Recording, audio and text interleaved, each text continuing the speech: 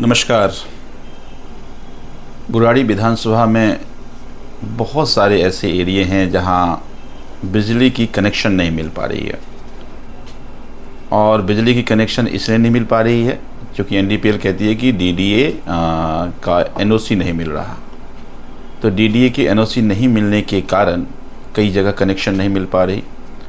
कुछ दिन पहले हमारे माननीय सांसद एक जन सुनवाई में बुराड़ी आए थे। उन्होंने कहा था कि सबको हम बिजली कनेक्शन में जो दिक्कतें आ रही है उसको दूर करेंगे, कनेक्शन मिल जाएगा। उसमें उन्होंने एनडीपीएल और डीडीए के अधिकारियों को बुलाया था।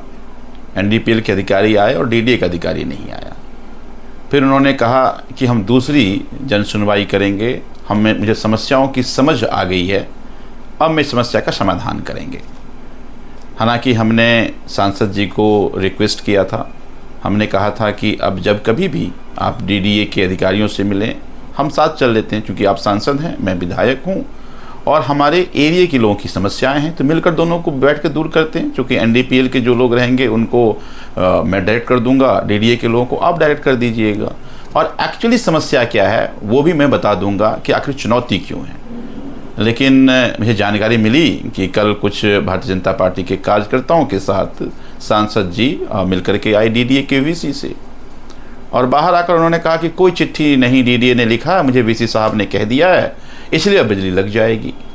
अब मैं यही तो कह रहा हूँ कि ये पहले सांसद जी कह रहे थे मुझे समस्याओं की समझ आ गई है, मैं समझ गया हूँ क्या समस्या है, पर उस जन सुनवाई में जो लोगों ने कहा उस बात को भी नहीं समझ पाए, और फिर बात तो वहीं की वहीं रह गई कि डीडीए के अधिकारी वीसी इनको मिसगाइड कर दिया और मिसगाइड होकर बाहर आ गए। अब जिस तरह की मीटिंग कर करके आ गए उसमें तो बिजली कभी लोगों को लग ही नहीं सकती है। इसलिए नहीं लग सकती कि वो एक तरफ वो कह रहे हैं कि डीडीए ने कोई चिट्ठी नहीं लिखी। अब ये एक चिट्ठी है, जो चिट्ठी 26/6/2023 को ये दिल्ली डेवलपमेंट अथॉरिटी यानी डीडीए ने लिखा, और उसमें उसने कहा कि अब कोई भी ऐसा जगह जहाँ पे बिजली लगना होगा उसमें डीडीए का एनओसी लेना पड़ेगा, और कहा कि पीएम उदय कॉलोनी के अंदर जहाँ लैंड पूलिंग नहीं है वहाँ पे बिजली लगा सकता है। अब देखिए इसमें खेल क्या है। एक तरफ डीडीए ये कहती है कि पीएम उदय में जो एरिया है उसमें बिजली लग सकती है, और कैसे बिजली लगेगी, तो उसने कहा कि हम आपको उसका डिटेल दे रहे हैं कि पीएम उदय में कहाँ कहाँ लगेगी, उसका डिटेल दे रहे हैं। डिटेल का मतलब ये है कि एक कोऑर्डिनेट कहते हैं। कोऑर्डिनेट का मतलब ये होता है कि वो एरिया स्पेसिफाई करके वो भेजेगा कि इस एरिया में आपको पीएम उदय के अंदर कोऑर्डिनेट भेजेगा, और उस कोऑर्डिनेट में अगर वो आता है तो बिजली मिलेगी। अब क्या होता है कि जो ही आप एनडीपीएल में अप्लाई करेंगे, अप्लाई करते ही, जैसे मैं एक उदाहरण देता हूँ आपको, ये एक एड्रेस है। अब ये एड्रेस है कादीपुर विलेज में, कादी बिहार गांव का, और ये खसरा number 1071 ground floor street number block D कादी बिहार का एक किसी मिसेज अरुणा देवी जी ने ये अप्लाई किया। अब जब ये अप्लाई किए, अब कादी बिहार पीएम उदय के अंतर्गत आता है, पीएम उदय के अंतर्गत उसकी रजिस्ट्रेशन होती है, पर जो ही ये कनेक्शन अप्लाई किया और जो ही एनडीपीएल के लोग उसको कनेक्शन को उनके कोऑर्डिनेट में डालता है तो वहाँ लिखा आ जाता है कि area is notified under land pooling scheme. यानी एक तरफ कह दिया कि पीएम उदय के अंदर आप कनेक्शन ले सकते हैं, दूसरी तरफ उन्होंने कोऑर्डिनेट भेजा, वो कोऑर्डिनेट जो है वो सारा दिखा देता है कि वो लैंड पूलिंग एरिया के अंदर है। अब जैसे ही लैंड पूलिंग एरिया का अंदर आएगा तो इसका मतलब है कि आपको डीडीए से एनओसी लेना पड़ेगा आपको, यानी बिजली नहीं लगेगी। दूसरा उदाहरण हमारा संत नगर कॉलोनी का है। अब संत नगर कॉलोनी में कोई मिस रानी सिंह जी ने अप्लाई किया है, और ये कमालपुर माजरा का हमारा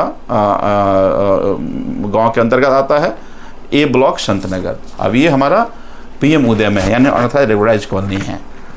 तो अगर पीएम उदय के अंतर्गत लगता है तो यहाँ लग जाना चाहिए, लेकिन जो ही वो उस कोऑर्डिनेट में एनडीपीएल डालता है, एनडीपीएल के एम्प्लॉय डालते हैं कि क्या ये पीएम उदय के अंतर्गत आता है कि नहीं आता है, तो फिर आ जाता है कि area notified under land pooling scheme. यानी इसमें खेल क्या किया, एक तरफ कह दिया कि पीएम उदय के अंतर्गत आता है, और उन्होंने जो डिटेल दिया उस डिटेल में दे दिया कि सारा लैंड पूलिंग में आता है, तो फिर इसका मतलब है कि ये बिजली नहीं लग सकती। अब देखिए इससे क्या हुआ कि एक बहुत बड़ा दुकान खुल गया। अब जो ही ये लिखता है कि areas notified under land pooling scheme kindly contact DDA for NOC, तो लोग भाग के जाता है डीडीए में।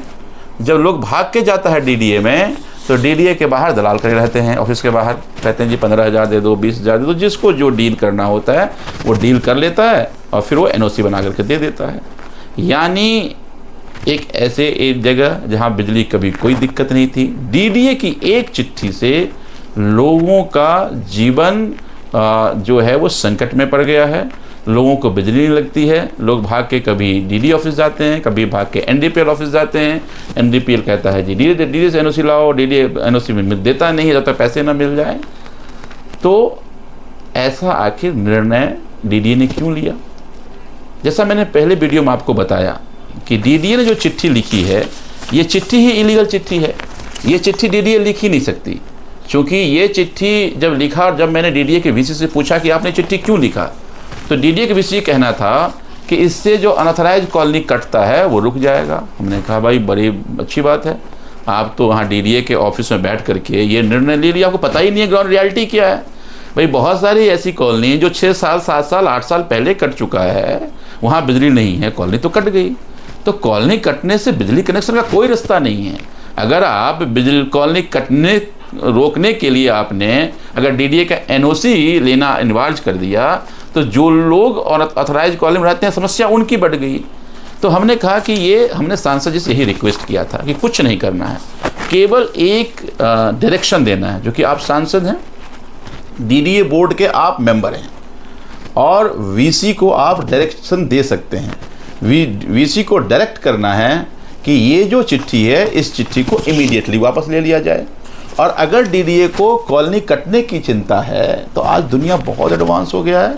प्रधानमंत्री जी कहते हैं कि हम ड्रोन से पूरे देश को में क्या हो रहा है सब देख सकते हैं, और हमारा डीडीए का वीसी या डीडीए के एम्प्लॉई बुराड़ी में नई कॉलोनी कट रही है वो निगरानी नहीं कर सकते। ये तो अजीब इत्तेफाक है।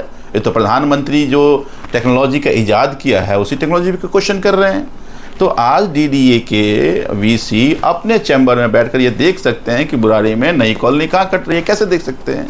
जितने भी नई अभी वेकेंट जगह है उसका ड्रोन से आप फ़ोटो ले लीजिए और उस एरिया को आप रेड जोन बना दीजिए, और उसके बाद कुछ नहीं करना है। आप ऑफिस में बैठ के देख सकते हैं कि उसमें एक ईंट लगी कि नहीं लगी। इनके कोई भी एम्प्लॉय बैठ के आपको जगह पे आने की ज़रूरत ही नहीं, फिजिकली मूवमेंट करने की ज़रूरत ही नहीं है। कंप्यूटर देख सकते हैं कि एक ईंट लगा या एक नहीं लगा उसको डेमोलिश उसी टाइम कर दीजिए। तो आप बिजली कनेक्शन रोकने से वो नहीं रोक सकता, आपकी थोड़े से दिमाग लगा करके और थोड़े से ईमानदार नियत रखनी पड़ेगी तो कॉलोनी नहीं कटेगी। तो इसलिए मैं निवेदन करता हूं कि इस तरह की गफलत के कारण जनता परेशान ना हो। दूसरी बात और कह रहे थे सांसद जी, कह रहे थे ठीक है जी, हमने कहा पीएम उदय में तो मिल जाएगा, नई कॉलोनी के लिए कॉलोनी जो कट रही है उसके लिए पॉलिसी बनाओ। तो कॉलोनी में 2015 में, 2016 में, 2017 में, 2018 में, 2019 में जो लोगों ने घर बना लिया उनका क्या होगा भाई? हालांकि इसमें भी कह रहा है कि 2018 के ऑनवर्ड, तो कम से कम 18 से पहले जो कॉलोनी है वहाँ तो बिजली दे दो। हमारे यहाँ ऐसे 17 कॉलोनियाँ हैं जो 18 से पहले लोग वहाँ कहीं 200 घर, कहीं 250 घर, कहीं 300 घर, कहीं 400 घर बने हुए हैं, लोग उसमें रह रहे हैं और उसको बिजली नहीं मिल रही है। तो मुझे लगता है कि इस तरह से हमारे क्षेत्र की जनता परेशान हो रही है, और मैं भारतीय जनता पार्टी के सभी बड़े नेताओं से और सांसद जिसे स्पेशली कहना चाहता हूँ कि जनता ने बड़ी उम्मीदों से आपको चुना है, कम से कम अब तो गुमराह नहीं कीजिए। जनता का समाधान होना चाहिए और ये समाधान बड़ा आसान है। मैंने तो पिछली बार भी कहा था अगर आप मुझे साथ ले चलते तो मैं डीडीए वीसी को ठीक से समझा देता और दोनों अधिकारियों को ठीक से बता देता कि आखिर चुनौती और समस्या क्या है, लेकिन आप मुझे लेकर नहीं गए, फिर आप कोरी राजनीति करने लगे। तो इसीलिए हम डीडीए के वीसी से भी, लैंड कमिश्नर से भी ये हम निवेदन करना चाहते हैं कि ये इलीगल है और अगर इसको इमीडिएटली वापस लिया जाए, और अगर नहीं लिया गया तो हम मजबूर होंगे, हम डीडीए ऑफिस का घेराव करेंगे, और जब तक ये बिजली का लोगों की जो चुनौतियां हैं वो चुनौती से, उस संकट से दूर नहीं होंगे, फिर हमें मजबूरन हमें डीडीए ऑफिस का तब तक घेराव करना पड़ेगा। और मैं उम्मीद करता हूं कि जब भी डीडीए के ऑफिस के घेराव करने जाएंगे तब भारतीय जनता पार्टी के भी कार्यकर्ता और सांसद हमारे साथ होंगे, अगर वो क्षेत्र की जनता की समस्याओं को लेकर गंभीर हैं तो। नमस्कार।